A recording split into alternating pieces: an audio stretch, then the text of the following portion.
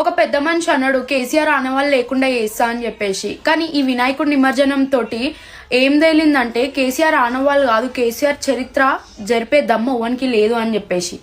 అర్థమైందా? అండ్ ఆ పెద్ద మనిషికి సపోర్ట్ చేసే కొంతమంది గొర్రెలు ఏమంటున్నారంటే అవి ఫేక్ వీడియోలు, అవి ఎడిట్ చేసిన వీడియోలు, నిమజ్జనంకి పోయినప్పుడు ఎవరు కేసీఆర్ పాటలు పెట్టలేరు అని చెప్పేసి అంటున్నాడు. అడుగు అడుగున కేసీఆర్ పాటలే. అర్థమవుతుందా?